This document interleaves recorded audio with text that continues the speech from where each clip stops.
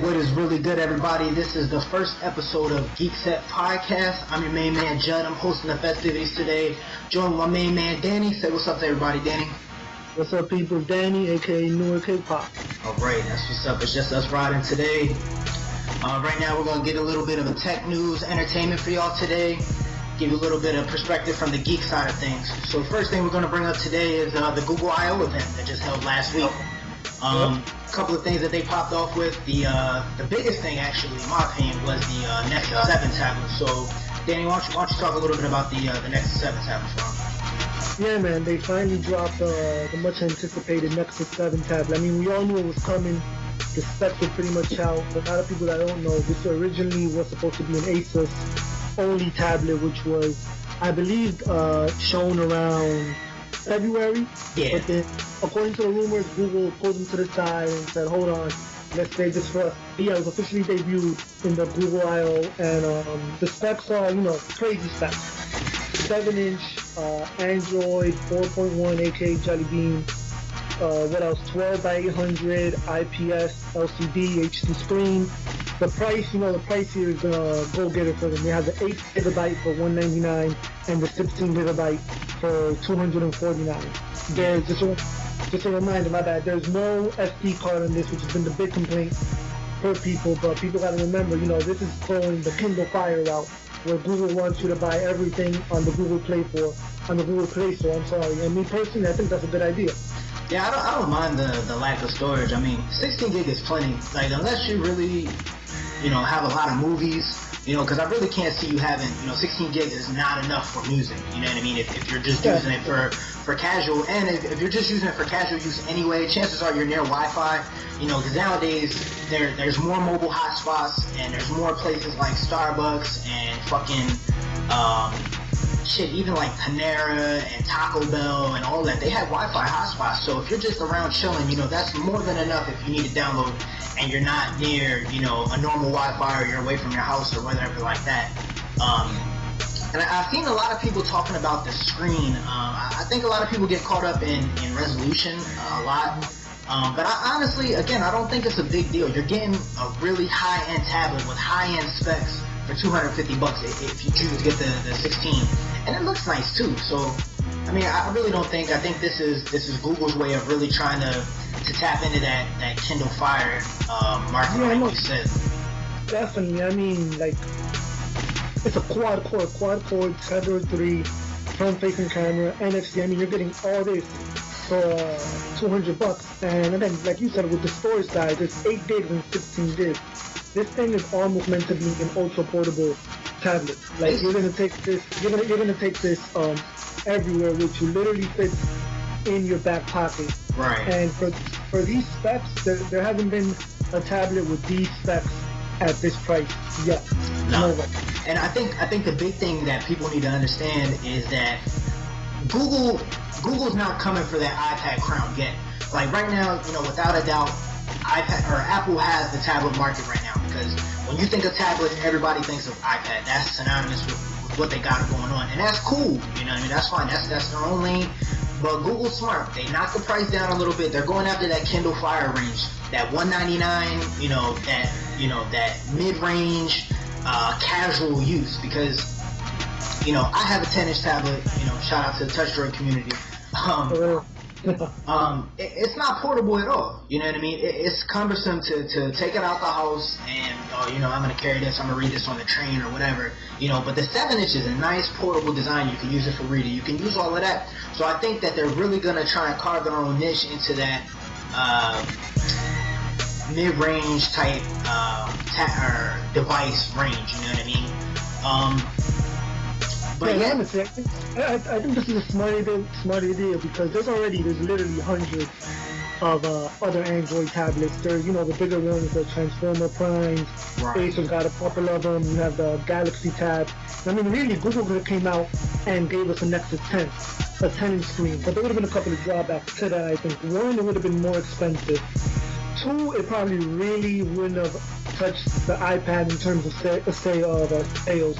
Probably would have been more spec'd out, but wouldn't have touched the iPad in terms of sales. And the other one, it would have probably cannibalized the 10-inch market. It would have outsold the other 10-inch tablets, like I said, with Acer, the Galaxy Tab and all that. Instead, they went straight for, the bottom. They're starting from the Kindle Fire market. And I think it's a good idea. I definitely think it's a good idea. They jumped ahead of the iPad mini, which we've been reading this week is going to come out. So they got to jump on that. And this is going to basically, with these sales, because it's going to get sales, this thing's going to push a couple of 100,000. And we should start reading that in a couple of weeks. This is going to show other companies, look, other manufacturers, look, get the specs right, get the price right, people will go out and buy them. Let's make this money. Exactly, and the thing that you brought up that, that I really want to hammer home for everybody is the price.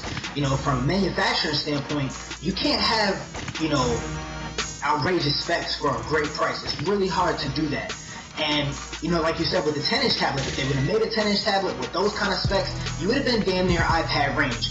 And the thing with having an iPad is that Apple has such a foot in the casual, electronics community. And, the fact that their fan base is the way that they are, they have a great following.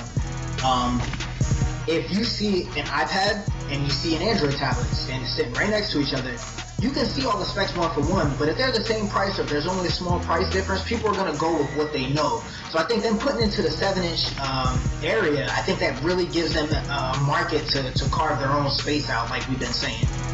Yep. So it helps. I think they're really trying to bridge a gap between, because cell phones, again, me and you, we talked about this before, right? How cell phone sizes are like increasing. Like you got the Galaxy Note. I forgot what's the Note? The Note 4.5. No, it's like 4.8, 5.1, something like that. It's big. Yeah. Like I said, the Note. I haven't seen it in person, but that's a pretty big size phone. And then you have a 10-inch tablet. I have a touchpad too, also. And like you said before, the touchpad is not exactly what you call super portable. Right. Like I'm not gonna sit there. I said this in the thread at thekali.com.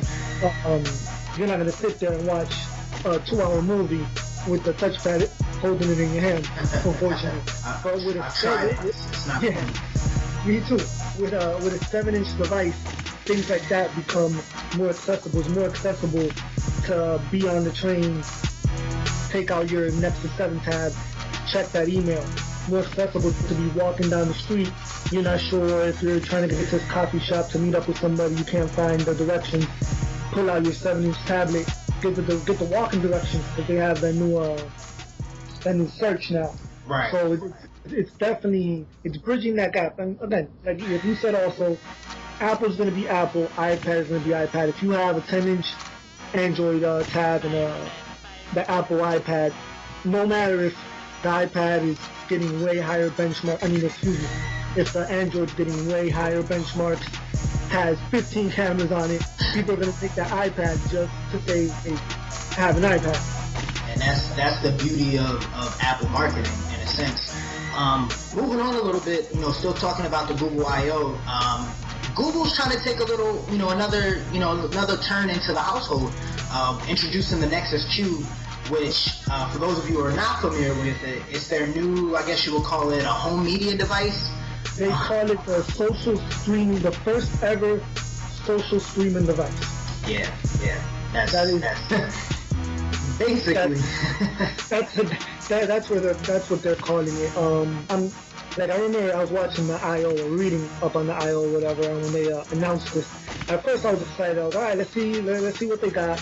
And again, when they were demoing it, and I think like everybody else when I was first reading all the tech blogs online, so everybody was excited, this and third, but once the dust died down, it was kind of, for me, what did it? The price. I mean, they want, what was it, $299 for the thing. Yep. $299, and honestly, because you got the Roku, you have Apple TV, Google TV that came out before too. You have the Google TV. You have, what's that other media streaming device? There's a million of them. Yeah, exactly. You got a million of them, and this thing, I mean, the price doesn't justify what it does, because then Roku, Apple TV, they do so much more. They do so much more. The thing about this that really, you know, I was telling you before that I had to read it, you know, 3 or 4 times to find out, you know, exactly what the hell it does. But I mean, it's got all these features. It's got Bluetooth, it's got NFC, you know, it's got, you know, Wi-Fi, and you can hardline it for internet access and things like that. It's what Google's trying to do is they're really trying to become more of a media market, like similar to how Logitech has things for the home. They've got speakers, they've got wireless keyboards and things like that, you know. And just recently, and when I saw this Nexus Q, it really made sense to me that a couple months ago I remember reading that Google recently bought some, I think like a speaker company or something like that. They make sound bars and things like that. So Google's really trying to push into that home media. And again, I think they kind of dropped the ball a little bit with the Nexus Q. I think they shot for the stars a little too high with this, because not a lot of people are going to be wanting to pay $299 for something that really can't give you everything that something like a Roku can for what, $65? Yeah.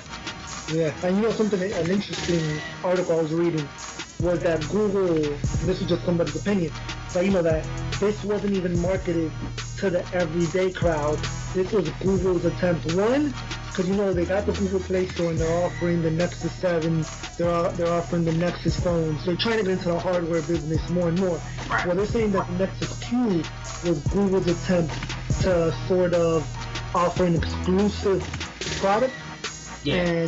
And build up that hype basically from the top down, which again I think was a mistake. I mean, they could have made this into more of a conventional media streaming device, sort of like what we're used to with the Roku and Apple TV. They could have dropped $100 maybe off the price, exactly. thrown it out there for $199, and it could have been a hit. It really could have been a hit. But yeah, I don't see this moving numbers really. It has all the specs like you said, and it's a pretty cool looking device.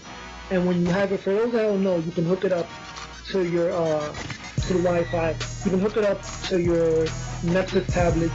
You can hook it up to your Nexus phones, and you can send music and media from your phone and your tablet to any Roku in a different location in the house. So it has the cool factor. It has the cool look. It somewhat has the specs, but more than anything, this price I think was just a little bit too much for the functionality of it. Right, and I think they went a little bit, like I said, they shot for the stars a little too high, and I think that's just Google making their geekness be known. Like they're gonna put their foot down, but look, we can do this type of stuff, you know what I mean? But for the casual user, you know what I mean, nobody's gonna go to the store and be like, oh, that's that Nexus Q. Hey, let's pick this up, let's plug it up, because you know, a couple of things that I think that they also dropped the ball on is you have to have something that runs Jelly Bean to operate this thing. It doesn't have a remote. It doesn't have you have to use your tablet or your phone that's running Jelly Bean in order for you to do things, which I thought was kind of head scratching because it limits accessibility, like we've been kind of saying along this thing. It is cool. It has the Google Play Store integration, so you can pull your apps and all that. But I thought the main thing that really made me kind of double take was it doesn't support external storage. Yeah. So it doesn't have flash storage, so you can't plug up something and play your music up off of it. So for whatever reason, if you're in a thunderstorm and your Wi-Fi goes down or something like that, then you're pretty much shut out of luck. I mean, it lights up when it plays music, and that's pretty cool, but overall, I would like to see a little bit more functionality, a little bit more practicality from Google on that. They should have, now that I'm looking at it right here, they should have put a mic on this thing and thrown in some, that new search now that they have. Yeah, that would be dope. Throw in some search now functionality. But you know what, I think Google threw this out there to the masses, and like they said in the I.O., that this thing, the guy's word for word was, it's totally hackable. I think, and Google does a lot of this, they take risks. They'll throw a product like this out there, and they'll let the hacking community innovate on it. Right. I wouldn't be surprised if 2 or 3 gens down we see much different Nexus Q. I mean, we have to look how we went from the G1, our first Android phone, to where we're at now with the Galaxy Nexus phones. Like, that gap is crazy. in a relatively small amount of time. But yeah, willing to take, they're willing to take a risk. They're willing to innovate. I mean, we have this, we have the demo with Project Glass, which we're going to get into in a few. So in the future, I definitely think we're going to see a more advanced Nexus Q, because Google, they listen to the hacking community, they listen to the people. So I wouldn't be surprised. I wouldn't be surprised in the future we get more storage. I mean, we get external storage, we get a mic on this thing. I wouldn't be surprised if we get a camera on this thing in the future. Yeah, and I think last bit of opinions before we beat the dead horse on this. I think mainly the direction that they should have taken, I would have liked them to improve on the original Google TV design that they had, fix up those integration issues that they had, and I know for one you had it, and you've cursed it. You've cursed it to I don't know how long, with just the bugs and things like that. I would have liked, that's a practical in your house, plug it up, let's go with it, that you can use right then and there, on paper, and I say that with quotation marks because not everything works that way, and especially not the Logitech review. But I would have liked to see them do something along those lines, and who knows, maybe they will. Maybe like you and I were saying, that they did shoot high, they just threw it out there to see. And maybe they're going to leave it up to the dev community to make it a little bit more accessible, make it a little bit more, user-friendly and things like that. But I think what they can do is since they set the bar so high on this device, that maybe they can bring it back a little bit, maybe take out the NFC, maybe kill the Bluetooth a little bit or something like that, and make it a everyday household item like the Google TV was supposed to be. I don't want to see them kill that off because it's such a great idea, and I do understand that they have issues to deal with when it comes to network TV and all of that stuff, which we probably should get into one of these days on the show. But I think they're gonna improve the Google TV platform. But yeah, if people haven't read any of my other blog entries over on FXDS a while ago, I had the Logitech review. I bought it when the price dropped, and yeah, I mean the whole thing. And it was both with the review, at least with the Logitech review, was both on the hardware and the software side. And the software side really, I read up on it, the software really hasn't changed that much. And I think that says a lot. Because this Nexus Q was their entry into people's living room, their entry in their first step into home automation. And Google TV was their first step into the living room. This is technically your first step into home automation with the music going in different rooms and whatnot. But yeah, I wanted to see Google TV, but we just didn't get that. I remember Vizo, they dropped the Google TV. If anybody hasn't looked that up, on Google right now, the Vizo Post Off, and that's a nice looking piece of hardware. It has Google TV and it has OnLive. That's what I wanted to see. I wanted to see Google dropping their own. I don't know. Maybe in the future we're gonna get a Nexus TV. Probably it wouldn't surprise me. And like you said, taken from Google's entry into people's living rooms, let's talk about Google's entry into people's faces, into people's environments with Project Glass. This shit is like the dopest. I think you actually put me on the story. What was it, like last year sometime, right? No, I think that was late last year or early this year when it was just like rumor. Yep. So basically, Google's got these glasses coming out, y'all, that they're really trying to just be on some Back to the Future type shit. For real, if anybody didn't see the Google I/O, go on YouTube, look up the Project Glass thing. They did a real crazy skydive, extreme sports demo with it, and I exactly don't know. I mean, on some GeekSet stuff, I love it. I definitely love it. But I don't know what the fuck would you use it for, man? I don't know what direction they're trying to go with this. But again, basing it off the Google I/O, I think they're gonna try and sneak it in through the extreme sports section. And also, I wouldn't be surprised if I see this in construction and businesses of that sort. Yeah, that would be a nice little niche for them to get into, actually. Yeah, I really don't see this thing going out to the masses. I mean, we're going to be able to get our hands on it when it drops, but I don't see it being totally functional for the masses. Yeah, but again, for people who don't know, the Project Glass is a pair of glasses with integrated camera. The new info that came out in the Google I/O was actually what do we have? It accepts voice commands. It has a speaker. It has a camera. As you expected, probably when it's final, it's going to be able to be controlled by a phone or a tablet. And I mean, for now, the best use I could see for it, for the general public, would be on some old social streaming type of stuff. You know, be able to have a video chat with your glasses on, be able to share those baby pictures right away, be able to record each and every moment.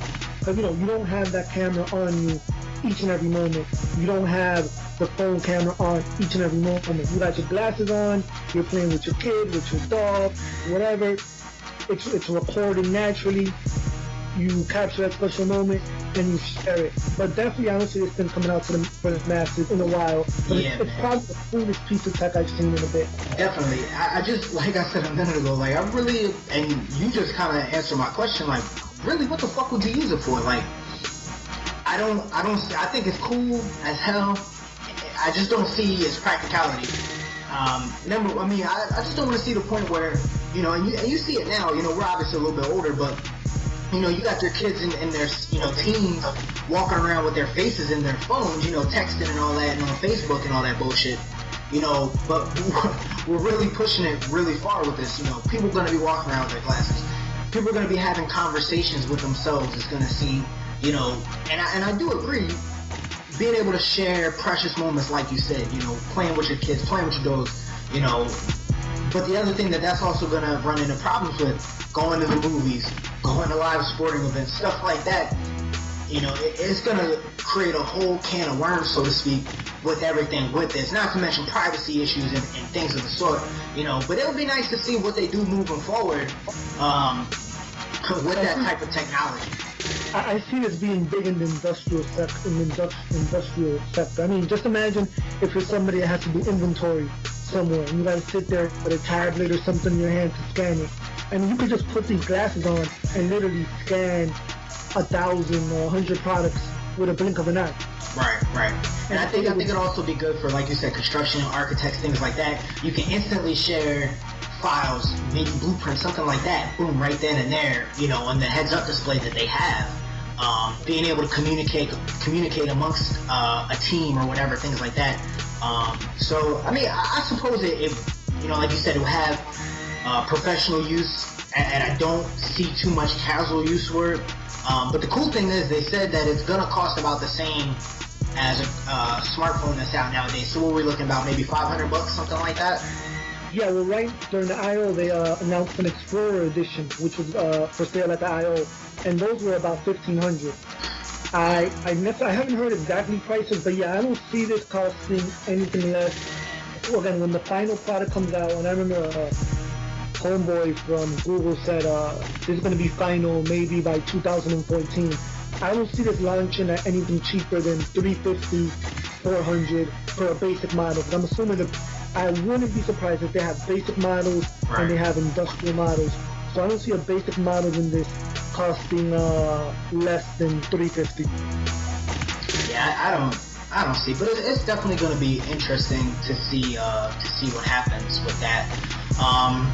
You know, from the industrial set to the legal set. Let's talk about Apple getting their lawyer team up. They got a budget for the lawyer, and they've definitely been taking it out on Samsung. And you know that's what they do. They got the Galaxy 10 point, the Galaxy 10-inch tab. Yeah, the Galaxy Tab. It was just the 10.1 got it banned, and Nexus phone got banned for a bit. But we beat the case. That we beat that case. Well, we beat that one. We beat that one, but they still don't want to lift the Galaxy Tab one, man. I just don't get it. I think the biggest problem here, and a lot of people don't want to talk about it, and it's kind of the elephant in the room. And you know, we've tooled up and we've gone to war with the Apple fans, and you know, Danny and I both prefer Android, but we're definitely tech heads, so we still read everything that needs to be read, and we support technology as a whole. We don't leave any technology in the bushes at GeekSet Podcast, but that's neither here nor there. But now, I think the big thing that nobody really wants to talk about, and I'll talk about it now because I really don't care, is that Apple cannot innovate the way other companies innovate. They can't come up with their own idea and push it. They're really, really good at taking an existing idea and making it their own. They're basically cover artists. That's what they do. They have a song, they make it better. You know what I mean? They can't create an additional idea. They create an idea. They can't create the physical manifestation of their idea, you know, because Samsung builds their products. You know, I get in arguments all the time, and I'm sure you've seen me, you know, put it to people all the time that Samsung builds their stuff, which always makes me laugh because they're always suing Samsung for, you know, trivial things. It's always, I think, when the original Galaxy came out, the Samsung Galaxy S, when that originally came out, it obviously came out in Europe first, and I actually had the European version of that phone just like 2 years ago. But the thing that they tried to sue over is that they said that when the app drawer is open, the icons on the Galaxy inside the app drawer look like the iOS layout, and that was a lawsuit. They sued because everything looked the same. Do you remember, I believe it was last year, they were literally suing over the shape. Yeah. I believe it was the original Galaxy Tab. They were really suing over the shape. Talking about the corners are rounded the way this thing was rounded. But I mean, this latest lawsuit with the 10.1 is on a search patent, something with Siri, because you know they have I believe Samsung has that new search. It's called S Voice. Yes, it was linked to that. But yeah, like you said, they'll find any little patent dispute and search for a ban. I mean, they had it banned in Australia. I believe again with the Galaxy Tab, they had it banned in Australia for a week, and the judge dropped it. I'm actually surprised at this, and I'm gonna just throw it out there. I don't want to sound all sexist, but I noticed the judge is a female, and I don't know exactly what her grasp of technology might or might not be, but these patent wars and these lawsuits have been going on for a while, and Apple's pretty much lost all of them. This is the first major ban. I remember in Australia, they had the ban for maybe a day or something, and that got thrown out the window. So yeah, man, I don't want to say there's completely no innovation, but I'd say like a lack of, you know, and we can't, and I can't say, you know, like you said, we can't sit there and say, nah, they don't innovate at all, because they're good at what they do. They put out quality products. You know, I'll never take that away from Apple. The Apple experience is very nice, not my cup of tea. You know, I own Apple products. You know, I feel like the racist dude that says, "Oh, I'm not racist. I have black friends." You know what I mean? Like, but I think Shout the out to Home on Twitter. the biggest thing for me is that it's similar, like, you know, for sports fans. You know, this is like you're up in the fourth quarter, you're winning by 25. We'll say there's a game of football. You're up by 2 touchdowns. We'll say, call it down. We're up by 2 touchdowns, right? You still got your first team out there, and you're still throwing the ball, and the other team gets pissed off, like, oh, they're running up the score on us. And you know what? I don't believe in running up the score. I don't believe that that's such a bad thing, because you play the game to win. You know what I mean? And in the same thing in this world, this is business, and the sole purpose of your business is to make money. You know, and I guess Apple feels like if they can't quite keep up with the things that, we'll say, Samsung is doing, because Samsung usually is the spearhead of all this new stuff that comes out. You know, whether it be TVs, whether it be personal media players, stuff like that. They come out with new things. Obviously, Apple has the corner of personal media players as of right now. But the big thing is that Samsung's always trying something new, and we don't know the whole story. We don't know exactly every single patent that they have, and it would take years to go through everything. And maybe it was, you know, just a misunderstanding. Maybe it was just, you know, a coincidence that, you know, I think one thing that they had a patent on was like the slide to unlock pattern. Yes. And that's why gradually over the years the Android devices changed. We have different lock screens now because the slide to unlock was an Apple patent. and also the I think it's like a direct contact dial or something like from email. If there's a number, you hit the link and it automatically dials. And I'm not sure, I'm not 100% on that. I remember reading it somewhere, and I don't remember. If I come up with the link, I'll drop the link for you guys next week. But it's a lot of little stuff. But my biggest problem with Apple in this is that if you can't, you can't complain that they're running up the score, i.e., hey, they're doing this, or they look like our stuff, like you said, they were suing over rounded edges, then you need to make a product that can beat them, And I don't think it's smart. Right, exactly. Take chances. Like I said before, I'm gonna go back to the Google thing. Google would throw a Nexus Q out there. Apple won't take those chances. I mean, you can argue that that's what keeps them on. That's what keeps them on top. You can also argue that between your first iPhone and your iPad, what's the new one? The 4. What they got? The iPad 3. The new iPad. New iPad. They call it the new iPad. And between your first iPhone and your iPad, there's not that much of a difference, as I pointed out, between again, don't get me wrong, everybody, and don't start blaming me and roasting me.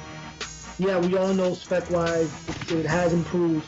But then, take a look at your G1, at your HTC Android G1, the first Android phone that dropped, and take a look at your Nexus, the latest Nexus phone that dropped. Like, you see the innovation, you see the taking chances. Apple won't take those chances. That's why I think they take every little opportunity to throw a lawsuit out there, because they don't take a lot of chances. They can't let things like this go by, because their market will get cannibalized. I mean, we have, 100 million Android phones being activated per day. A year? Or per day? Yeah, I think it was per day or something like that, man. It's just a hefty. And I guess, I could play devil's advocate to that argument where, the first thing out of an Apple supporter, I guess I'll call them, the first thing that comes out of their mouth, and they'll be right, is that how many Android devices are there across the major carriers? Just off the top of my head, I can name about 7 or 8 of them that are Android devices that somebody can walk into the Sprint stores, walk into T-Mobile or whatever, and purchase that device. And that's all fine and cool, but I think that just goes to show you the amount of innovation and the amount of, marketing push and things that Google has over these devices, because they work with everybody. Apple's only building their own, well, they're not building it, but that's another story. They're pushing their one product, and that's cool to have a flagship. That's fine. There's nothing wrong with that. But why not choices? You think exactly. But I mean, I think the thing that you and I we haven't really looked at is that now that Steve is gone, I think Apple's going to change a lot now, and we see it with and I guess we could just take that time to just move into the Apple 7-inch tablet that they're thinking about making. I think that Steve Jobs passing away, I think that's going to allow a lot of the guys in Apple to really shine. Obviously, they have a great deal with Samsung, where Samsung basically builds them whatever they want. All they do is design it, and Samsung builds it, or someone like LG will supply the LCD screens and things like that for them. But I think this will allow the software engineers and the actual electronics engineers that work for Apple, I think it's going to let them shine a little bit, coming to design their own stuff, because you don't have Mr. Jobs' particular pickiness. I'll be nice today. Rest in peace, Steve. Don't take nothing away from them. Not at all. But I think this is really going to be an interesting time for us tech heads, to see, because now the safety is off now. We playing with live fire now, because iOS, Apple, the reins are going to be taken off a little bit in this, and I think this is really going to allow those guys. You see them now talking about, having a 4-inch screen, or things like that, having NFC in there, having a smaller tablet, and I could sit here and argue till the cows come home that they're playing catch up, which they are in certain aspects, but I can't knock them for trying to come into the market where as a business, you have to change with the times, and you have to give your consumers what they want. And we were talking about portability and accessibility and things like that. And I think a smaller tablet for Apple would be a great thing if they can keep the price. And I know it's asking a lot of them, but if they can keep the price right, I think a lot of people will go for that 7 to 8 inch tablet that they're quote unquote gonna make. They're gonna sell. It's like I think it's like 50 cents that one time after Get Rich or Die Trying. He could drop a blank CD right after Get Rich or Die Trying. That would have sold 10 million copies. Apple can drop a plastic 7-inch iPad mini and it's gonna sell. I don't have as much faith as you. I think I'm expecting a 7-inch iPhone. That's what I'm expecting. But I mean, basically, that's what it is, though, man. Like, and I think this will help us. It's like I said, it's gonna bring more fuel to the fire, more ammo to the war. Which has allowed them to get away with having under par specs, which is that they do have a very simple and beautiful ecosystem going on, where what you're looking at on your iPhone is what you're looking at on your iPad. Your files go from your MacBook Pro, your MacBook Air, without a problem, without a hitch, to your iPhone, to your iPad. That's where the beauty to me lies in Apple. Their hardware doesn't impress me, but their ecosystem does in how fluid it is. Because it's so smooth, man. Yeah. It's so smooth. Ain't that what they always say? It's smooth. Utterly smooth. Shout out to what's the old boy's name? Never Lie Jenkins. Yeah, and Never Lie Jenkins. It's smooth. So smooth. And yeah, like I said, to an extent, it's smooth, but really, I mean, and I'm not gonna get us into that, not to lose people on this, but it has a simplicity to it. Right. And there's nothing wrong with that. I call an iPhone a dumb smartphone. That's what I call it, because it's easy to use. My grandma can pick it up and use it. Anybody's grandma can pick that phone up and for the most part use it. And I'd have to, believe it or not, for those who are listening who know me at thekali.com. Shout out to thekali.com, by the way. Follow Thekali on Twitter.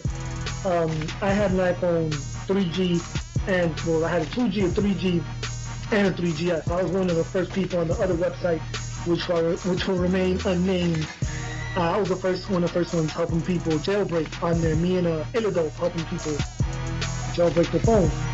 And when I had that phone, and that's the great thing, anybody can pick it up, like you just said. I had a 7-year-old cousin, which came she came from Germany to visit me, her and her pops, a couple of years ago, when I had the 3GS, and she picked up the phone, man, and she was messing with it within minutes, and she had never seen an iPhone in her hand. She opened it, was playing games, all that stuff. I mean, anybody can pick it up, and that's the best part about it. But I think, the key thing there is, its simplicity is nice, and I think that's really, and that's cool, that keeps it flowing, you know what I mean, that keeps business going, and like I said, they have a brand, and there's nothing wrong with that. And speaking of brands, we're talking about, more fire to the, more flames to the fire, more fuel to the fire, with iOS and Android and things like that. But, the big thing that nobody really talks about is RIM is flaming out, man. Titanic status, man. It is going down like that other website that we're not going to talk about. Titanic status. I don't even know what they're thinking of over there. They're hamster status. They really are. I'm gonna just read the stats. This actually came out June the 25th. In the first quarter, they lost $518 million net, 5,000 jobs lost, and this is the kicker to me. Their latest software, BB10, is not going to come out till first quarter 2013. I mean, you're already behind Apple. You're already behind Google, and Windows just dropped Windows Phone 8, which is looking really nice. Now you're about to be behind them. Honestly, I don't know what's going on over there. I don't even know if it can be saved. What do you think? I like you said, man. It's Titanic status, and I think the worst part is it's like it's like you know somebody that has like an alcohol problem, and they're like, and you're like, yo, dude, you got a problem, man. Nah, I'm fine, ain't nothing wrong. Rim's owner or CEO, he said in a press release, the company is fine. He feels like the company is fine. I'm like, yo, what? Are you reading these numbers? Like, you are way behind, and you're trying to play catch up. The only thing that was BlackBerry's saving grace, like the only thing that was saving them was on a smaller scale was BlackBerry Messenger, which I don't see the big deal. I never owned a BlackBerry, but you know, maybe one of our listeners can tell us what the big deal about that is. Maybe another time. But the other thing that BlackBerry has a really good grip on was their enterprise, their security. You know, for those of you that don't know, I work in the wireless industry. I work on phones on a technical level, on a software level.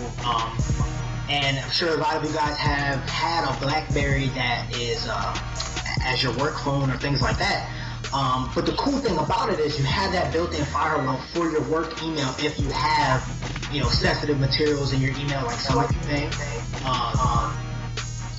But that was really good for them. But now security is getting better, you know, on Apple. Apple's really taking that lane right now, and I think Google's not too far behind when it comes to that. I think they're just trying to figure out, because Google is so open source, I think it's going to be difficult for them. It's not a strain for Apple to do it because they are closed source.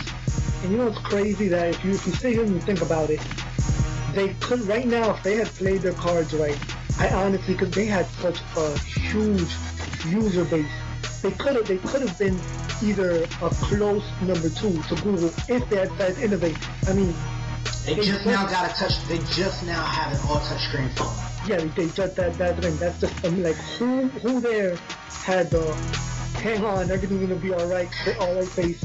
You know, I know what's happening over there. People were saying, there was somebody over there was probably saying, man, we got this. Apple's gonna come and go. Apple came, crushed the building. Man, we got this. Android's gonna come and go. Android came and crushed the building. Yep. And they're still saying we got this, and I don't know, man. I don't know. They're gonna fall to number 4 or 5 or something or the other. It's gonna be rough. I think the only thing, like I said, the only thing that's gonna save them, and I can see. I heard some rumors. I think I even mentioned this to you a couple of months ago, that there were some rumors that Google might purchase their enterprise area. The BBM. The BBM, and also they were gonna try and tap into that enterprise market like they have with Exchange server and things like that, where it's safe communication via email and things like that. But I think that's probably the only thing that's going to save them. They just laid off a shit ton of people, a lot of people, and the president is just chilling, like on some spaceless rocket shit. You don't think nothing's wrong and everything is going bad. Yes, man, I'm telling you, they have their idea as far as downsizing and trying to limit the amount of losses that they have. And it's a step in the right direction, but they need to speed things up over there. They need to get them touch phones out. I don't know why. I mean, the playbook came out, and I don't even know why they dropped that, to be honest. A lot of people swear by it. There's one dude on the Kali, I think it's Teacher. Dude's screaming Teacher. He swears by playbook, but I think he's just trolling on there. But I would have held off on that device. I would have held off on all those things and start fresh. But let's see what happens with them. But starting fresh, it was not their very good thing to do. Like, that's not their thing. You know, that's not their thing to do, because if you think about, you know, if you pulled up a link or something to all of BlackBerry's devices, we'll start with the Tour, the BlackBerry Tour. You know, I think it started off as the 9630, you know. That line of phones was basically the same goddamn phone 3 generations. You know, same type of keyboard, maybe a little bit cleaner screen, you know, maybe a little bit cleaner buttons, something like that. And then I think like after 2 or 3, you know, iterations of that same phone, they decided to have a touchscreen on top of the world famous BlackBerry keyboard, you know, so to speak. Yeah, and I don't understand, like, if you're gonna go through all that, make something new. Nobody wants to see the same thing all over again, and that's the, you know, Apple for all of their staying with the same type of design, that works for them. You know, Samsung makes different design phones, make different looks phones. That works for them, and I think people just want something fresh. You know, some people like myself, we get bored with the same devices all the time, and you know, we want to see something new, man. We want to see some bells. We want to see some whistles. We want some gimmicks. We might not use those gimmicks all the time, but for them 2-3 weeks to a month that we have that gimmick, we're gonna use the shit out of it. I mean, where's the App Store? I'm not even sure. I'm that ignorant on them. I'm not even sure if they have an App Store. I mean, I think they do, but I mean, it ain't nothing to write home about. Yeah, that's what I'm saying. Where is your App Store? They could have kept, like you said, but that physical keyboard was real popular in the phones. They could have gotten away with keeping physical keyboards. They could have reached that enterprise section. But where is your App Store? How are you reaching out to your casual users? They didn't have that going. I mean, even now, for the most exciting news that came out for the playbook is the fact that they were going to have access. I'm not sure if they do, if they don't, to the Android market. That's been the most exciting news because people want their apps. Where are your apps? That's what people care about nowadays is apps. You know, and I think, you know, I think their app store is a little bit, you know, it's obviously it's whack, but it's not as bad as WebOS. Yeah, and we saw how well that ended today. I had to take a shot at them real quick, but you know that about wraps up our little tech segment that we have. We're gonna move in a little bit of entertainment, talk a little bit of movies, talk a little bit of TV and all that. The biggest thing that I've heard, that Jimi Hendrix movie starring my man 3 Stacks. It's not gonna have Jimmy's music, man. When you told, I hadn't heard about it, but when you told me, I was surprised. Right away, I knew what it was. I'm like, no, it had to be there's a family member somewhere in there trying to stop it. They want their pocket and the money. Right, and basically, for those of you that aren't familiar, like, that don't know anything about it, basically, Andre 3000 is going to be playing Jimi Hendrix in this biopic. Basically, what happens is that Jimmy's sister is his, I guess, executor. Is that what it's called? He is executive of the state, of his estate. Right. Basically, she's got her own little business set up through, you know, Jimmy's music and his aura and things like that. But basically, she won't release his original work because she wants, quote, full participation in the film's creation, i.e., I want more money. and it's always, it's kind of sad, man, because I'm a huge Jimi Hendrix fan. I think Jimmy is just such a pioneer for music that we listen today. You know, for a black man to come into that style of music and just say, fuck yo, I'm gonna do what I want. You know, that just speaks to his aura, and I would love to see a movie about Jimmy with Jimmy's music. You know what I'm reading right now? I looked it up and I know what you said. I'm reading on this website, Cinema Blend. It's saying, but unbelievably, producer Sean McKittrick insists that the filmmakers never intended to use the songs in the first place because the film is set in the era before he blew up. Like, how are you doing a biopic movie on a prequel? Yeah, a prequel, and not have this man's music in it at all? They did, but then they had they made that one Jimi Hendrix movie with Avon from The Wire in it with Wood Harris. Yeah. Without his music, like, come on, guys, like, and that's the thing with entertainment, you know, and people in general now. Money, you know, Wu-Tang was right. Cash rules everything, man. Everything. You're trying to make enough money off his name. Yeah, I guess that's what you got to do, without looking at the bigger picture.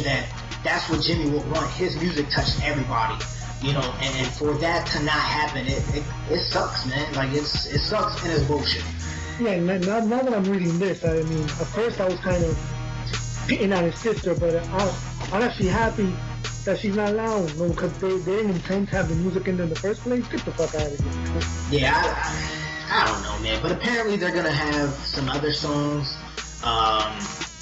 That Jimi Hendrix covers some songs by Muddy Waters and Curtis Knight and things like that. That 3 Stacks is gonna be singing like Jimi Hendrix. Which, I mean, I guess the bottom line is, are you still gonna check this out? Me personally, if I see the DVD out from the street, I'll probably go get it. But I won't. Yeah, and I mean, if it's on whenever it's on Netflix, but I'm not gonna go see it. I actually have not heard any promo for this, So this is not going to do a lot of big numbers. I doubt this does big numbers. It's going to be double aluminum stats. Yeah, it's going to be straight solo. Yeah. But I mean, it's going to be one of those things where it doesn't, like you said, it's not getting a lot of pub, but I think, to me, Andre 3000 he's a pretty good actor. No, Andre's a good actor. You know what's the problem with these movies? I'm going to go on a little rant here. Is when these movies try to, on these musical legends, they always seem to portray, never do them enough justice, almost I want to say.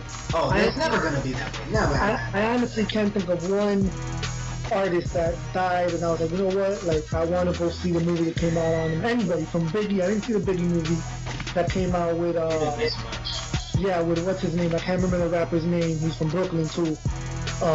Didn't see the movie, I didn't see whichever Tupac movie came out, didn't go see no Michael Jackson movie, because it never does the justice it's supposed to do. I think the only one that really did well, and it was a TV movie, was the Temptations one that was on VH1 way back in the day.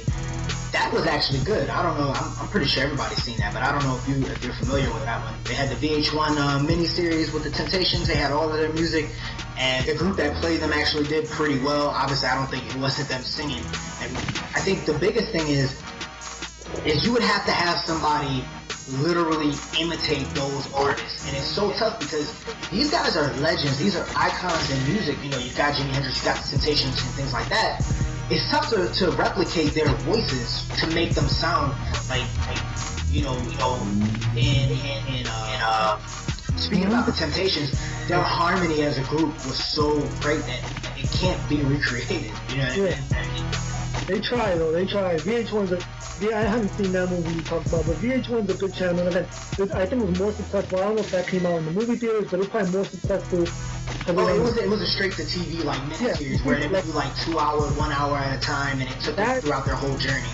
See, that's fine. I peeped a bunch of those. VH1's good for that, and those usually do good numbers. But big screen movies like that, they never do good numbers. Well, like, they should have took this to VH1. They should have took this Jimi Hendrix movie to VH1. The problem with that is, and this will kind of open up our discussion a little bit, is that with anything, whether it's a book or a graphic novel or something like that, they always try to push it into a movie, and I feel like it's always so rushed. You know what I mean? Like, for instance, have you read the Da Vinci Code? Yeah, I read it. Yep. Did you see that piece of shit ass movie? Yeah, I saw it. It was like 3 hours long and it felt rushed. I only saw it because I was bamboozled, I want to say, because the book was so good. I read all the books, and I'm like, man, let me go see this in the movie theaters. And it's like you said, it wasn't the same. But things like that are never the same. Reading a book or listening to somebody's album never translate into the same thing in the movie theaters. It's just the feeling you get, it just isn't there. And I think the best option, if you can't get on that, if you can ride that wave, so to speak, is to try and get a TV series. If you look at, like, The Walking Dead, it was a big-time comic book. Now it's a TV show. A lot of people, you have such a solid fan base off of that boom, right into the TV series, boom. You have instantly, 1 million viewers just off the strength of the comics. And you get new fans. I mean, The Walking Dead and True Blood are two I can think of that were major books. And I met a lot of people who started reading the books off the strength of the TV show. And like you just said right now, there's going to be even more people that are going to watch the TV show off the strength of the books.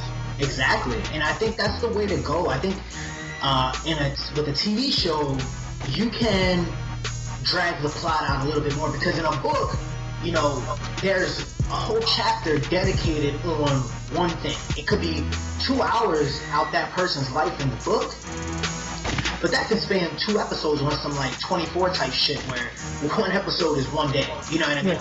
Yeah. You can never make something like 24 into a movie.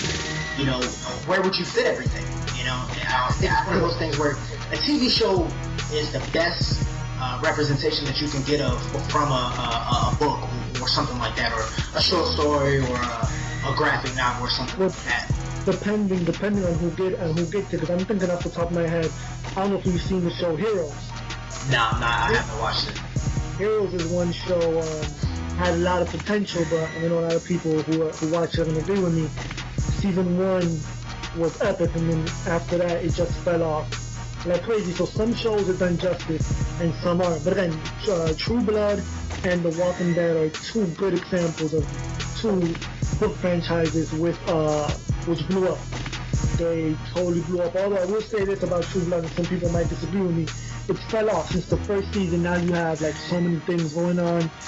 You got the vampires, you still got the wolf aspect, you got the shifters, and now they're pushing real big with this fairy stuff, and then you got the same old Sookie simping, everybody's trying to say Sookie. So, I don't know, man, that's going to be a whole discussion for another show. All this simping going on, and it's cupcaking as Tariq Nasheed would say, trying to say this white girl. That shit is disgusting, man. But yeah, that show, I haven't read the numbers, but I remember before, like, the debuts would get, like, millions and millions of viewers. I haven't seen the numbers for this season, but I wouldn't be surprised if it hasn't fell off. I mean, there's a lot more competition out there with, with Game of Thrones. Right, that's another where they have a book, and they turned it into a series. Yeah, that was real big. That was real big. There's a lot of good things going on TV right now, but I don't know if you want to get into this real quick, couple of minutes. Let's talk about Netflix, man. How Netflix has changed the game, where like now you're able to just catch up on all these shows and be able to, just whatever show you want to watch, when you want to watch it, if you want to pause, want to rewind, anything right there on it. I think that's the future, man. That's the future. Oh yeah, absolutely. And I feel like we're talking about Netflix like it's new, but there are some people out there that still don't have Netflix, dog. That's incredible. Anybody, actually, I'm not even surprised you said that. The other day, this was an older couple, but they weren't that old. They were over at my place, and I had Netflix streaming off of the Xbox, and they were like, oh, all those movies and all those shows, like whenever you want to watch them. And I explained to them, like, yeah, like that's just the greatest thing to have. I just got on Netflix. I've only been on it for 2 years. I had heard about it before, and I was kind of hesitant, to add another bill on there. Right. The economy being the way it is. But once I tried the free trial for 2 months or whatever, I never looked back. And I told you the other day, I barely watch cable TV anymore. And we only have, the only reason we have cable TV in my house now is for certain news channels. But besides that, I barely watch cable TV. And every show is on Netflix. Pretty much every show, even though they are kind of slow adding seasons. Right. That doesn't bother me too much because, I do understand the legal aspect of it, and that shit costs money to be constantly re-up and all that stuff. But I would say over the last, I'm pretty new in the Netflix game. Maybe like a year or two like you. My girl had an account, and she was like, I would always, for a while, I didn't even, my TV broke, and I went, so long without a TV because I would just stream everything off the website, you know what I mean? And, she was like, oh, well, use my Netflix. And I was like, nah, I don't know, blah, blah, blah, whatever. just kind of hesitant to do it just because I didn't really feel like it. But once I did, I just started watching everything, man. Because it's not like it takes up your time. You don't have to be right in front of the TV at that particular time. You know what I mean? You don't have to set your DVR. Or, if you're like me and forget every goddamn thing, forget to set your DVR, and you're like, oh shit, I fucking missed Sons of Anarchy. And then you gotta wait, to find it online or whatever. But it's cool if you got, nothing to do that weekend. If you're trying to save some bread, you go on vacation, try to save some bread. It's a nice way to just, hop down, chill by yourself. Or the other thing that a lot of dudes do, you can hit old girl up hey, you wanna come over to my house and watch a movie? Boom, Netflix right there. You got every type of movie. And actually, their documentaries are pitiful in there. They have so many different types of documentaries. I find myself watching documentaries all the time. Me too. And before we give them too many props, I want to kick them in the ass for a second. Something they're kind of slow of is updating series. Oh, yeah. Breaking Bad. We all know how good Breaking Bad is. If you haven't seen Breaking Bad, you are losing. Get on Google right now. Google Breaking Bad. I could drop some links, but I'm really not to. Don't want to get in trouble with the feds. But find a way to watch Breaking Bad. We've been stuck on season 3 of Breaking Bad for the longest. And hang on, let me even go worse than that. Sons of Anarchy, again, another great show. Sons of Anarchy is stuck on season 2. And TV, I believe, they're on season 5 or something already. I believe so. I believe they're on season 5 of Sons of Anarchy, right? And they can improve on that aspect. But like you said, there's a lot of legal bullshit going on. I remember even reading at one point last year they wanted to charge them because Netflix accounted for like 25% of all internet bandwidth or some crazy number like that used in the U.S. alone. So, I mean, that should tell you how big it is when they take up 1/4 of all internet bandwidth used. And like I said, Netflix is great. So since we're talking about Netflix, we're gonna go into probably our last segment here is we're gonna recommend you guys like 1 or 2 movies or TV shows that you can find on Netflix that we feel as though are worth your time, that are worth a watch, that are really good. So you want to drop some food for the people to eat up? Let me see. Some of my favorite. I'm big on watching series on there. I'm real big. Some of my favorite series are, if you haven't seen it, and again, this is one that was big on regular TV, which was Lost, and I had always heard about it, but I never watched it. I watched it. I recommend Lost. I recommend Prison Break. I recommend, let me see, a newer one that I just saw and only the first season up. It's a show from FX, real slept-on comedy called Wilford. If you've seen the preview for the movie Ted, it's kind of like Ted. Like you said, a bunch of documentaries on there are real good to watch too. Yeah, I'll just drop a couple of movies for you guys. The General's Daughter is on there. That's such a great movie. It's got everything. It's got a little bit of action. I love suspense movies, and throughout the next couple of months, you guys are gonna hear me drop all kinds of suspense movies and thrillers and things like that. Those are my favorite type of movies, but definitely the General's Daughter is a great movie. So check it out. I watched this documentary the other day, and I'm trying to find the name of it. It's a documentary.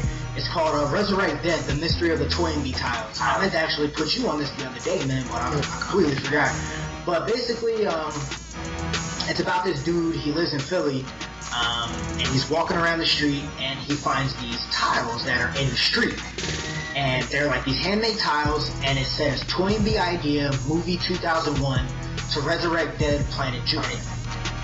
And he keeps finding these popped up everywhere. Over the course of like 20 some odd years, he does more and more research, and it basically toys into the movie oh damn, I'm drawing a blank with the movie Mystery Science Theater or something like that. 3000, yeah, Mystery Theater 3000. Yeah, and basically they're resurrecting the dead cells. I'm gonna sound like a nerd here. The dead cells of dead humans. They're basically gonna reanimate them on Jupiter, and that's the story of the movie. And that's this person who makes these tiles. They keep popping up everywhere. They found them in Philly. They found them in New York. They found them in Baltimore. They found them in Kansas City. Even as so far as away as Chile and Brazil. Everywhere. It's really, really cool. I'm not going to give away the whole premise of everything. But it's really, really cool. These dudes have like crazy will to find out what's going on with these tiles. So if you guys get a chance, go ahead and check them out. Yeah, I just found I just pulled up my list on thekali.com, the shows I recommended before. If you're new to Netflix, these are some of the must-watch series. Lost, Breaking Bad, 24, Prison Break, Friday Night Lights, The Office, Blue Mountain State, which is hilarious, Workaholics, Weeds, The Walking Dead, Heroes, Jericho, Dexter, Stargate Atlantis, Arrested Development, Breakout Kings, and Sons of Anarchy. Those are just some shows. I mean, those shows right there will keep you busy for a good 6 months, if that. And I know y'all ain't trying to go outside in this damn heat, so it's a good excuse to stay in. Yeah, definitely. Those are definitely some shows to watch on Netflix. But in the future, we're going to touch on all of those shows because... More detail, too, yeah. More detail, probably like every week or so. We're going to touch on one, give you guys a little bit of background information, why you should watch it. Because we're both big fans of TV. We both watch the same stuff. And so it's always nice for someone to to put you onto something, tell you what to watch for and things like that. So that's just another reason for y'all to keep listening, other than the fact that y'all like us. But that about wraps up everything. We're going to go do our shout-outs and everything. Twitter. Danny, where can they find you on Twitter, man? You can find me on Twitter at Newark Hip Hop. I'm real big on there, always promoting the site. You can check out on my profile. You can check out all my interviews I've done. And yeah, at Newark Hip Hop on Twitter. Got any shout-outs, man? Just, man, shout out to you for getting this started with me. We've been talking about this for a long time. So people, stay checked in. This is just the first episode. I mean, we're going to have all types of stuff going on. We're going to have interviews up here. I'm going to have porn stars up here talking about what type of tech they use. We're going to have everybody up here. We're going to allow call-ins eventually so you can give us your opinions and we can go back and forth about it. Yeah, guys, stay tuned. As for me, I just want to give a quick shout-out to the Kali. Thanks for bringing everybody together, getting everybody to ride the wave, get everybody on the movement. We're really trying to do this. We're turning into legit journalists here. I got some folks on Twitter, my tech heads on Twitter I want to shout out real quick. I want to shout out my man Prince Bama. I want to shout out my man Inismos again. He was actually an Apple fanboy, and he done joined the dark side, and he picked up a Galaxy S3, so welcome to the... gang. Yes, welcome to the gang. You gotta get jumped in, but that's another time. Shout out to my other partner in crime from my other podcast, my man Lukey. I'm also on Lukey Boxing. If you're a boxing MMA fan, I'm gonna do a shameless plug there. Check us out. You can find me on Twitter at I Give Zero Fucks. That's fucks with 2 Ks. So hit me up on Twitter. I'm always on there. Send us your feedback, guys. Hit us up whenever you got ideas. Hit us up on the Kali. Whatever y'all want to know. If y'all want it, we feed the masses. So with that being said, this is GeekSet, and we out. Out.